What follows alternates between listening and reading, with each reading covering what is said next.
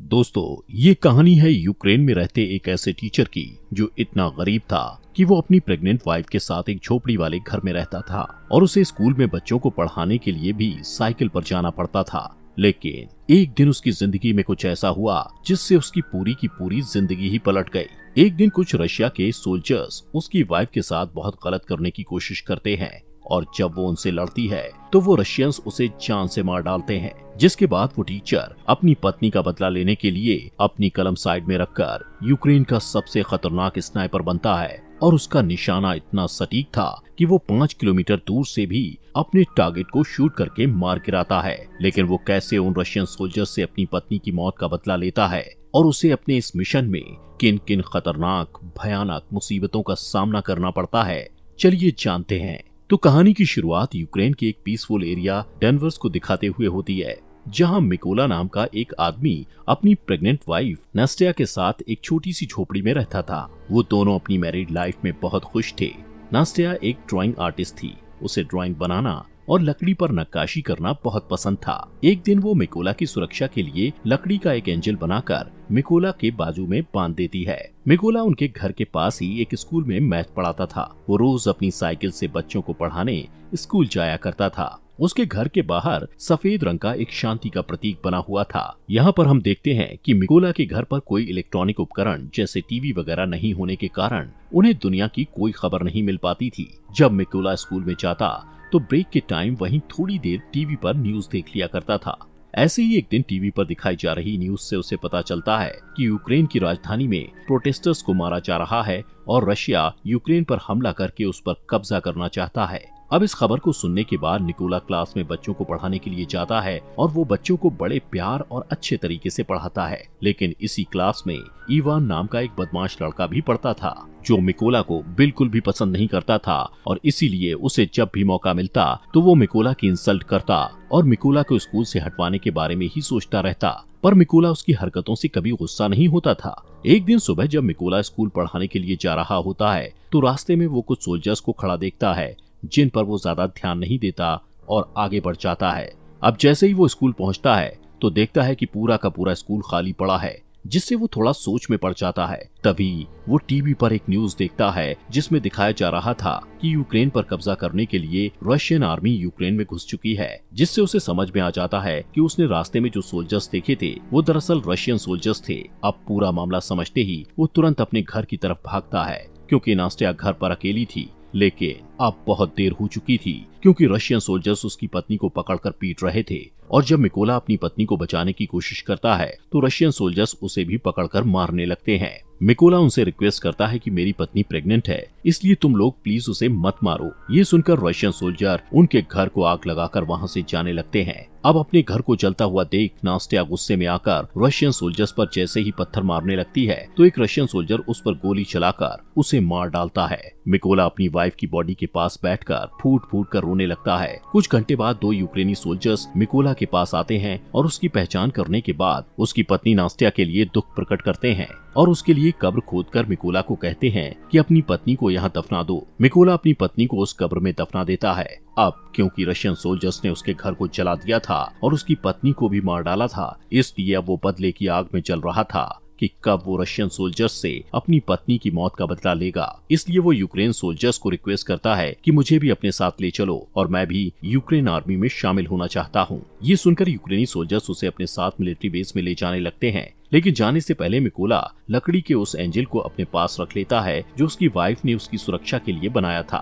जब वो military base में पहुंचते हैं तो वहां उनका कमांडर मिकोला को आर्मी में शामिल नहीं करता और कहता है कि ये बंदा जासूस भी हो सकता है। लेकिन मिकोला कमांडर को कहता है कि रशियन सोल्जर्स ने मेरे घर को जला दिया और वो लोग मेरी पत्नी को मेरी आंखों के सामने मारकर वहां से चले गए, इसलिए मेरे पास अब जीने की कोई वजह नहीं बची और मैं रशियन सोल्जर्स को मारकर ही दम लूंगा और अपने देश को बचाऊंगा ताकि रशियन सोल्जर्स किसी और के घर को ना उजाड़ें। ये सुनकर कमांडर मिकोला को यूक्रेन आर्मी में भर्ती कर लेता है और उसकी ट्रेनिंग शुरू हो जाती है।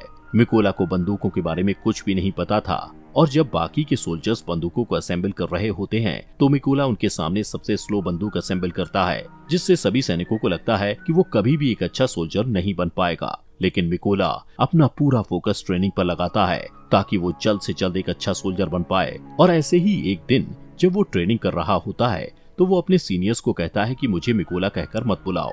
वो अपना कोड नेम रेवन रखता है, जिस पर उसके सीनियर्स उस पर हंसते हैं और उसे कहते हैं कि कोड नेम ऐसे ही किसी को नहीं मिलता, उसके लिए बहुत मेहनत लगती है, जिससे मिकोला अपनी पूरी कोशिश से ट्रेनिंग में लगा रहता है। रात को जब सभी सिपाही सो रहे होते थे तब भी मिकोला अकेले ही अपनी प्रैक्टिस जारी रखता था।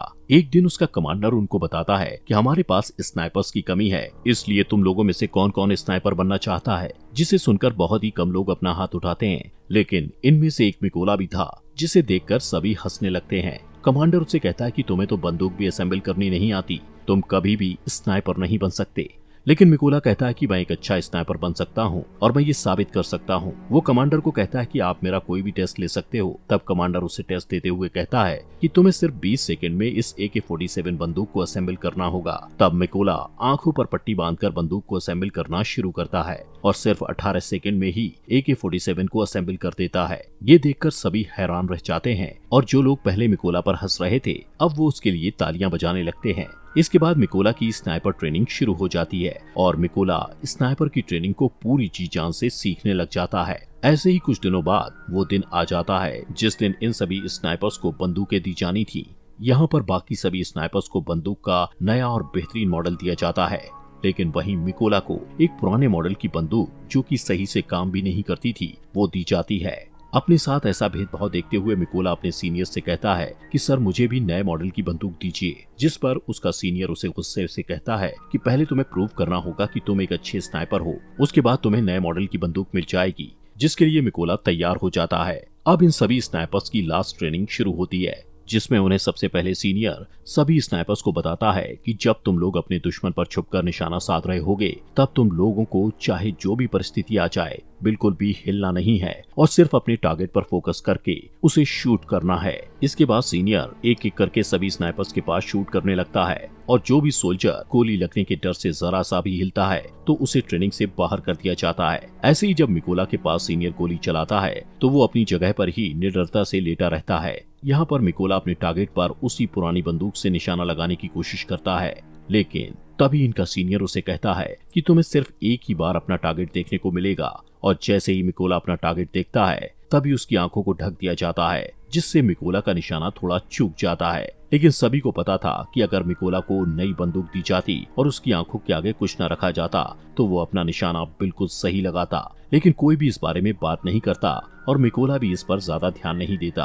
रात को इन स्नाइपर्स का नाइट शूट टेस्ट होता है, जिसमें ट्रेनर के फ्लेयर गन शॉट करते ही सभी स्नाइपर्स को उस फ्लेयर की रोशनी में अपने अपने टारगेट्स पर गोली चलानी थी। लेकिन मिकोला गोली नहीं चलाता क्योंकि वो मैथ में बहुत अच्छा था, इसलिए वो उस फ्लेयर गन की रोशनी में सिर्फ अपने टारगेट की दूरी का अंदाजा अपने माइंड में फटाफट से लगा लेता है और फिर जब पूरी तरह अंधेरा हो जाता है तो वो अपने टारगेट को शूट करता है और उसका निशाना बिल्कुल ठीक सेंटर पर लगता है, जो उसके सिवा और कोई नहीं कर पाया था। अगले दिन इन सभी का रिजल्ट आता है और सीनियर मिकोला को सैल्यूट करते हुए कहता है तुम पास हो चुके हो। इसके बाद कर्नल मिकोला को कहते हैं कि तुम जल्दी से अपने सभी जरूरी सामानों को पैक कर लो क्योंकि तुम्हें एक जरूरी मिशन पर बाकी के स्नाइपर्स के साथ जाना है। अब इनका फर्स्ट मिशन ये था कि पास ही के एक चेक पॉइंट पर रशियन आर्मी ने कब्जा कर रखा था, जिसको इन लोगों ने उनसे छुड़वाना था। इसलिए मिकोला अपने साथी स्नाइपर्स के साथ उस एरिया में घुस जाता है और सभी अपनी गन पोजीशन ले लेते हैं। यहाँ पर इन सबको एक एक टारगेट दिया जाता है। जैसे ही ये लोग रशियन आर्मी पर शूट करने वाले होते हैं तो ये देखते हैं कि एक गाड़ी चेक पॉइंट की तरफ जा रही होती है, जिससे कर्नल सबको शूट ना करने के लिए बोलते हैं। वहीं रशियन आर्मी उस गाड़ी को रोक लेते हैं जिसमें एक कपल कहीं पर जा रहा था।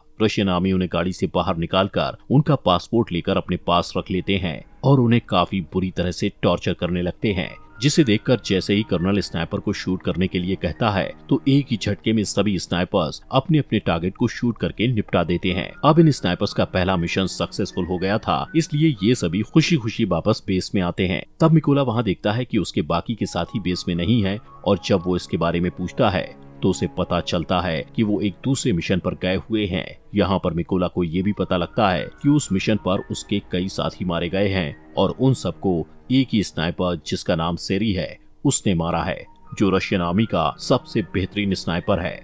कुछ दिनों बाद इनका नेक्स्ट मिशन शुरू हो जाता है, जिसके लिए सभी स्नाइपर्स उस जगह पर पहुंच जाते हैं जहां पर रशियन आर्मी कब्जा करने के लिए आने वाली थी। सबसे पहले मिकोला अपने साथियों के साथ इन जगहों पर बॉम्ब्स फिट करने लग जाता है और खुद को घास के अंदर छुपाकर रशियंस के आने का इंतजार करने लगता है। अब जैसे ही कुछ टाइम बाद रशियन आर्मी वहां आने लगती है तो मिकोला देखता है कि उन रशियन आर्मी में उसका स्टूडेंट इवान भी था, जो स्कूल में उसे हर टाइम परेशान करता रहता था और अब वो रशियन आर्मी में शामिल हो चुका था। मिकोला को अपने स्टूडेंट को मारना अच्छा नहीं लगता, लेकिन जैसे ही कर्नल शूट का ऑर्डर देते हैं तो मिकोला थोड़ा सोचने के बाद अपने जज्बातों को साइड में रखते हुए बारूद पर शूट कर देता है, जिससे इवान समेत सभी रशियन आर्मी वाले मारे जाते हैं। इसके बाद कर्नल उससे गुस्से में पूछता है कि तुम क्या सोच रहे थे, तो मिकोला उसे बताता है कि उस रशियन सैनिकों में से एक मेरा स्टूडेंट भी था जिसने रशियन आर्मी को ज्वाइन कर लिया था। तब कर्नल उसे समझाते हैं कि ये इवान की चॉइस थी कि वो गद्दारों में शामिल हो गया, इसलिए तुम्हें अपने स्टूडेंट के लिए बुरा मानने की बिल्कुल भी जरूरत नहीं है। इसके बाद ये लोग वापस बेस में आ जाते हैं।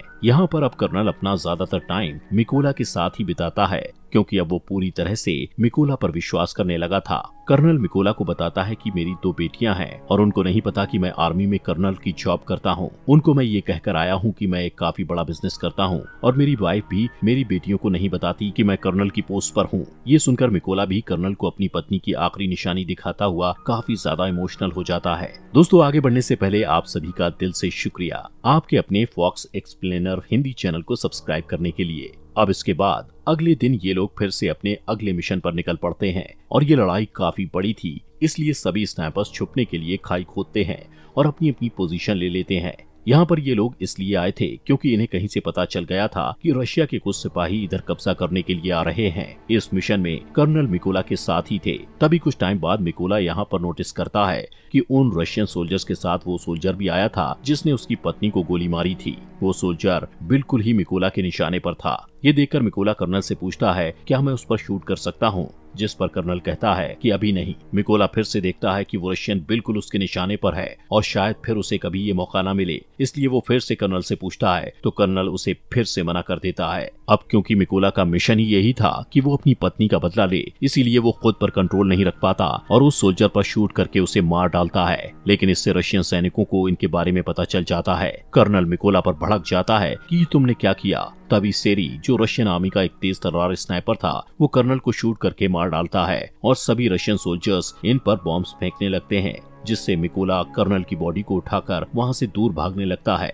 लेकिन कुछ देर बाद वो रशियंस की रेंज से बाहर चला जाता है। मिकोला वापस बेस में आता है, लेकिन वो बहुत उदास था क्योंकि उसकी गलती की वजह से कर्नल मारा गया था। मिकोला अब ये कसम खाता है कि वो सेरी को कहीं से भी ढूंढकर उसे मार देगा और कर्नल की मौत का बदला लेगा। इसीलिए वो अगले मिशन के लिए अकेला ही निकल पड़ता है। थोड़ी दूर जाने के बाद उसे कुछ रशियन स्नाइपर्स की लोकेशन पता चलती है, जिससे वो अपने टारगेट फिक्स करके एक रशियन स्नाइपर को शूट करके मार गिराता है। लेकिन तभी दूसरा रशियन स्नाइपर मिकोला पर शूट करता है, जिससे मिकोला के हाथ को गोली छू कर निकल जाती है और वो घायल हो जाता है। लेकिन फिर भी मिकोला उस स्नाइपर को शूट करके मार गिराता है। अब क्योंकि मिकोला जख्मी था तो इसलिए वो एक सीक्रेट अड्डे पर जाकर अपने जख्म के ठीक होने का इंतजार करता है। तभी आर्मी हेड उसे कॉल करके कहता है कि हमारी आर्मी ने उस स्नाइपर का पता लगा लिया है जिसने कैप्टन को मारा था। हेड मिकोला को कहता है कि तुम जल्दी से बेस पर आ जाओ, जिससे मिकोला बेस में पहुंचता है। अब मिशन शुरू होने से पहले सभी सैनिकों को सारी जानकारी दी जाती है कि उस स्नाइपर की गोलियां बहुत दूर तक जाती हैं।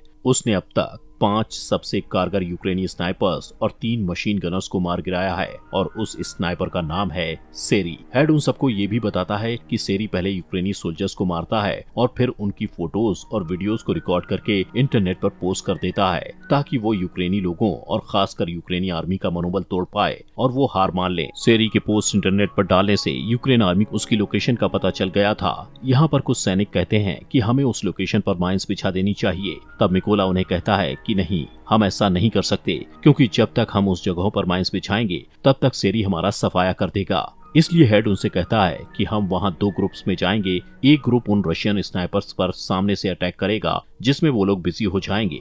तभी दूसरे ग्रुप वाले उन पर अटैक करेंगे, जिससे उनका ध्यान बढ़ जाएगा और मिकोला इसी का फायदा उठाकर उस बिल्डिंग के अंदर चला जाएगा जहां पर रशियन स्नाइपर्स होंगे और उनको मार गिराएंगे। प्लान बन जाने के बाद ये लोग बिल्कुल ऐसा ही करते हैं और जल्द ही अपनी अपनी पोजीशन पर पहुंच जाते हैं और रशियंस का ध्यान भटकाने में कामयाब हो जाते हैं और मिकोला को मौका मिल जाता है बिल्डिंग में एंटर होने का। मिकोला वहां पर अपने सामने 2 रशियन स्नाइपर्स को देखकर उन पर हमला करके उन्हें मारकर आगे बढ़ जाता है। मिकोला अपने साथियों को कहता है कि मेरा रास्ता क्लियर कर दो, जिससे सभी यूक्रेन सोल्जर रशियन के बहुत सारे सैनिकों को मारकर उसके लिए रास्ता साफ कर देते हैं। मिकोला आगे बढ़ता है। वहीं सेरी ये नोटिस करता है कि कोई भी सोल्जर उसे रिपोर्ट नहीं दे रहा, जिससे उसे थोड़ा शक होता है और वो चेक करने के लिए खुद ही छत पर जाने लगता है, क्योंकि छत पर भी एक रशियन स्नाइपर था जो अब मर चुका था।